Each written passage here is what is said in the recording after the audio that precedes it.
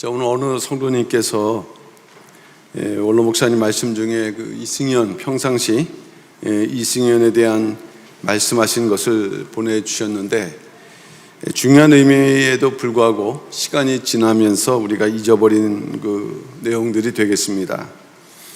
원로 목사님께서 이승연에 대해서 권고하신 내용을 크게 두 가지로 종합을 해보게 되면 교만과 돈 문제였다고 할 수 있겠습니다. 그 중에 돈에 대한 말씀을 먼저 보여드리면 2013년도 8월 7일 하계대성에 말씀하시는 중 이승연 목사 지적을 하셨어요. 분명히 부르시면서 말미에 그러니까 눈에 보이는 돈만 생각하지 마라고 공개적으로 이 대성회 때 권고하신 말씀을 볼 수가 있습니다. 어제 2024년도 10월 11일에 남부지검에서는 이승연을 횡령 혐의로 기소하였습니다. 그래서 이 시간에 먼저는 주일에 말씀드렸던 것처럼 총회에서 이단 사이비적 행태에 대한 그 조사를 했고, 그 결과를 먼저 우리가 보고를 받고 이어서 이승연 기소에 대한 교회의 입장을 말씀을 드리도록 하겠습니다.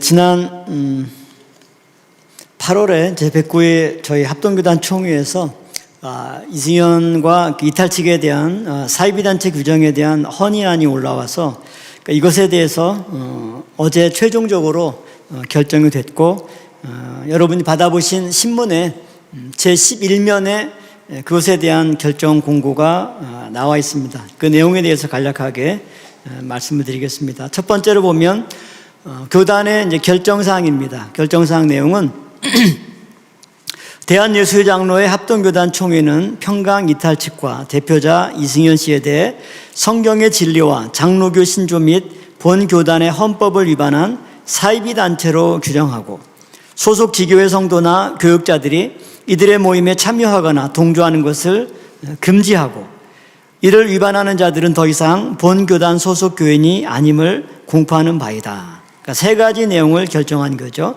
사이비단체로 규정했고, 거기에 참여하는 것을 금지시켰고, 여기에 참여하게 되면 본교단 소속에서 제외된다라고 하는 것을 결정을 했습니다. 이러한 처리 절차를 보면 2024년 8월 5일 제109회 총회에서 헌의안이 가결이 되고, 이 헌의안에 의해서 7인 조사처리위원회를 임원회에서 구성을 했습니다. 그리고 약 한 달 동안의 조사 및 또 상대방 질의서 송달 과정을 거쳐서 지난 12월 5일 제3차 임원회에서 이 조사 보고서를 받기로 하고, 이것을 대외적으로 공표하기로 결의를 해서 크리스찬 투데이 신문 지면에 어제 날짜로, 신문은 오늘 날짜로 발행이 되었고요, 발표는 어제 날짜로 이 내용을 발표하게 된 것입니다. 그러면 사이비단체 지정의 주요 내용은 뭐냐면 총 6가지가 되겠습니다. 첫 번째는 불법 목사 안수 및 교육전사 임명에 관한 내용입니다. 이탈 측은 2024년 7월 14일 서울 남노회를 참칭해서 이디도 박대인 서승우를 불법으로 목사 임직한 사실이 있습니다. 또한 한나림, 김유선, 정현태, 양사무엘, 이현우를 교육전사로 임명했습니다. 근데 이 목사 안수와 교육전사 임명의 문제점이 뭐냐면, 첫 번째는 이 모든 임직식을 제명 출교된 불법 목사들이 주관했다는 거죠. 그러니까 자격이 없는 자들이 주관한 이런 의식이 효력이 있을 수가 없는 거죠. 두 번째는 서울 남노회라고 하는 저희 노회 명칭을 참칭해서 불법으로 이런 임직식을 거행했다는 것입니다. 세 번째는 교육전사를 참칭 서울 남노회 소속으로 임명을 한 것이 문제가 되는 겁니다. 그래서 다음 화면에 보면 그 당시 이탈 측이 이런 불법 행위를 하면서도 버젓이 또 순서지를 만들었던 이런 내용들입니다. 그러면 이런 불법 목사 안수와 교육전사 임명이 왜 문제가 되냐면, 목사 임직을 불법으로 시행하는 것은 성경의 진리와 장로교 교례를 현격하게 위배하는 사이비적인 행태입니다. 장로교나 또 교회의 모든 치리는 목사를 통해서 진행이 되기 때문에 목사 임직은 그 어떤 직분보다 엄격하고 또 공정하고 또 성경에 근거한 절차에 의해서 임직식이 시행이 되어야 됩니다.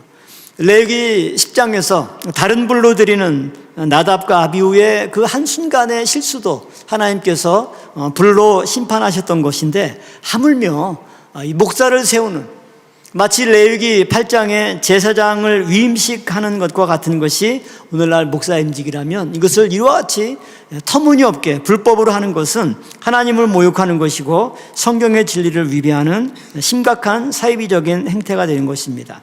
또한 이 서울 남로의 그 명칭을 이탈직이 참칭한 행위에 대해서는 서울 남부지원이 명칭 및 총일 로고 사용 금지 가처분을 저희가 제기한 그 모든 소송을 인용함으로써 이들이 저희 서울 남로를 이용해서 행한 이 모든 임직식이 불법임을 다시 한번 확인해 줬습니다. 두 번째 혐의사항은 뭐냐면 이승현 씨의 소위 예수 재림론 주장입니다. 2021년 11월 28일 뉴욕 늘푸른 교회에서 이승현 씨는 강연 세미나 중에 이런 이단 혐의가 있는 발언을 했습니다. 뭐라고 그랬냐면, 예수님도 이 땅에 오셔가지고 뜻을 이루지 못하고 다시 온다고 그랬잖아요. 예수님도 제수하는 마당에 인간이 제수하는 게 어때요? 그렇게 얘기하죠. 그래서 여기서 보면 예수님이 뜻을 이루지 못해서 다시 온다, 이 주장은 굉장히 심각한 반기독교적이고 이단적인 주장입니다. 이것은 통일교회 초림 실패론과 맥을 같이 하는 주장이죠. 그래서 이것이 아무리 무슨 그 입시생들을 위해서 격려하는 말을 하는 가운데 나온 거라 할지라도 이것은 정통 기독교 목사라면 실수로 나올 수 있는 말이 도저히 아니에요. 그리고 이것에 대해서 한 번도 명확하게 해명하거나 사과한 적도 없다는 것은 그 입장을 고수하는 것으로 저희는 판단을 했던 것입니다. 다음 세 번째 내용은 이승현 씨의 영적 후계자설입니다. 최근에 들어서 이탈적 많은 신도들이 단톡방이나 개인 SNS에 동일한 주장들을 일관되게 펼치고 있습니다. 그것은 한마디로 모세 여호수아의 구도처럼 이승현이 박윤식 목사의 영적 후계자인 양 주장하는 그런 내용들입니다. 잠시 그 내용을 인용해 보면, 이승현 목사님은 모세 여호수아 같은 지도자로서 이 시대에 우리를 천국으로 인도해 줄 사명자입니다. 그것은 하나님의 영이 이승현 목사님에게 지금 임하고 계시기 때문입니다. 우린 천국 가기 어려울 것 같습니다. 이러면 이승현 목사님이 월권하여 원로 목사님을 참칭하고 있다고 비방하는 사람이 있는데, 그것은 뜻을 가로막는 행위로서 그 사람은 회개하지 않으면 그 비방한 죄에 대하여 하나님께 징벌을 면치 못할 것입니다. 이 내용에 보면 이제 구스연 비방한 아론이나 미리암 문둥병 걸린 내용까지 인용을 하고 있어요. 분명히 말씀드리지만 이승현 목사님은 구속사 언약을 완성하여 우리를 천국으로 인도하도록 하나님께 선택받은 지도자입니다. 밑에 이제 그림 보면 저희 한 147명 있는 단톡방에 이탈적 신도가 올린 내용입니다. 그리고 다른 이탈적 신도가 개인 SNS, 페이스북에 올렸던 내용 보면 주장은 똑같습니다. 원로 목사님이 천국 가기 전에 모세의 사명을 여호수아에게 주신 것처럼 교수님이자 철학 박사이신 그분께 사명을 전수해 주셨다. 여기다가 이제 교수님이자 철학 박사이자 형사사건 피의자로 이제 재판을 받아야 되는 신분이 되었습니다. 근데 이러한 주장은 문선명이나 박태선처럼 한국교회 이단의 양대 산맥이 통일교회 문선명과 전도관의 박태선입니다. 이들의 공통점은 뭐냐면 하나님의 직통계시를 주장했고, 그 직통계시의 근거에서 이러한 그 박태선이나 문선명을 신격화하고 교조화하는 것이 이제 큰 문제점인 건데, 이 논리와 똑같다는 거죠. 그래서 마치 구약 때 모세 여호수아 구도로 이러한 특정인을 이렇게 이제 묘사하는 것은 오늘날 신약의 성령의 어떤 사건을 부정하는 것이고, 그 다음에 문선명이나 박태선과 같은 그러한 이단의 교리를 추종하는 것이기 때문에 이것 자체가 굉장히 심각한 사회적인 행태입니다. 더 나아가서 2022년 12월 23일 날 보면 이탈측의 단톡방에서 이승현을 7층 아버지라고 호칭했던 그런 문자 내용들도 저희가 이제 확인했던 바에 의하면 이탈측은 이승현 시를 이와 같이 자기들의 거의 이제 교주처럼 생각하는 그런 심각한 지경에 이르렀다고 하는 거죠. 네 번째는 구속사 시리즈의 불법 출간과 배포입니다. 휘선 박윤식 목사님의 구속사 시리즈에 대한 저작권, 출판권은 구속사 센터에 위임되어 있습니다. 그러므로 이를 거치지 않은 출간이나 배포 행위는 불법이고 해교단 행위가 될 수밖에 없는 것이 저희 교단 차원에서는 박윤식 목사님이 저희 교단의 설립자이기 때문입니다.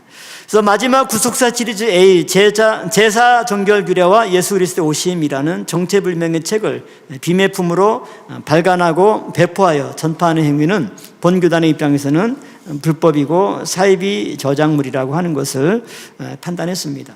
네, 다섯 번째는 이탈직 성도들에 대한 헌금 강요 및 불법 성례 시행입니다. 헌금의 수집은 당회 직무 제9장 당회 제5조 당회 직무 5호에 보면 분명히 규정되어 있고, 또 예배모범 제18장 헌금 부분에도 정확하게 교회의 헌금 수집에 대한 규정이 나와 있습니다. 이것은 당회의 중요한 직무임에도 불구하고 이탈직은 당회를 거치지 않고 그들은 말로는 예배가 아니라 기도회다, 또 이것이 그냥 헌금이 아니라 모금하는 거다, 이렇게 얘기하고 있습니다. 그래서 기도도 모금 기도 이렇게 해놓고 사회자가 읽을 때는 감사헌금이라고 다 읽어줘요. 그래서 이런 헌금의 부분에 있어서도 교회의 어떤 정확한 교리를 위반하고 있고, 특히 교회에서 시행되는 성례는 무엇보다도 기독교의 정체성을 나타내주는 가장 중요한 예식입니다. 그러므로 성례의 올바른 시행은 성경과 장로교 헌법의 핵심이 되는 거죠.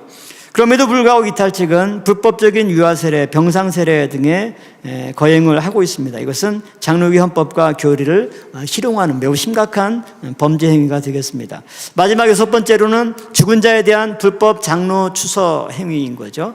2024년 11월 5일에 이탈직 성도 천국 한송 예배에서 이승현이 갑자기 고인을 명예장로로 추서한다라고 선포하고 바로 여기 있는 묘비처럼 장로 누구누구의 집, 이거를 딱 이제 묘비까지 만들어서 세운 것을 볼 수가 있죠. 명예장로는 분명히 당회 의결을 거쳐야 되고 공동회 과반 수산성으로 당회장이 임명하도록 헌법에 규정되어 있습니다. 그리고 장로는 교회를 치리하는 당위원으로서 굉장히 중요한 직분이기 때문에 굉장히 목사 임직과 더불어서 엄격한 절차와 또 성경적인 그런 질서에 의해서 임명을 해야 됨에도 불구하고 그것도 죽은 자에 대해서 이런 개인의 지시로 이루어진다라고 하는 것은 정상적인 교회에서는 상상할 수가 없는 것이고, 이것은 그야말로 성경과 교단 헌법 절차를 무시하고 또 개인이 임의로 죽은 자를 장로로 추서했습니다. 이것은 이단 사이비 단체의 교주나 행할 수 있는 이단적인 행태가 명백하다라고 하는 거죠. 그래서 한국교회 법학회 회장인 서원재 교수나 한국개혁주의 설교연구원의 서창원 이사장의 말에 의하면 장로 직분을 죽은 사람에게 주는 것은 성경적으로 옳지 않고 이 같은 사례는 정통 장로교에서는 있을 수 없는 일이라고 분명히 말한 바가 있고, 또 이 내용이 크리스천 투데이 2024년 11월 15일자 기사에 수록이 되어 있습니다. 이상으로 저희 교단에서 조사처리위원회가 사이비 단체로 규정한 근거는 6가지 항목이고, 이것에 대해서 임원회는 원한대로 받고 또 한국교회에 알리는 그 내용까지 포함해서 오늘자 신문에 전 한국교계에 이 내용을 알렸습니다. 이것은 이제 더 이상 이탈직은 우리 평강제일교회나 대한예수장로회 합동교단 총회와는 아무런 상관이 없는 그런 사이비 단체라고 하는 것을 대의적으로 공표한 것이고, 우리와는 이제 아무런 상관이 없는 선언입니다. 그래서 이것을 통해서 모든 분쟁이 또 해결되고 더 이상 이탈직이 저희 본교회에 대해서 어떤 권리나 또 명분을 주장할 수 없다라고 하는 것을 우리 성도님께서 인지해 주시고, 또 이러한 부분에 빠지지 말고 혹시 여러분 주위에 여기에 가담한 분들이 있으면 이것을 분명히 알려서 교회 쪽으로 돌아올 수 있도록 또 힘써 주시면 감사하겠습니다. 이상입니다.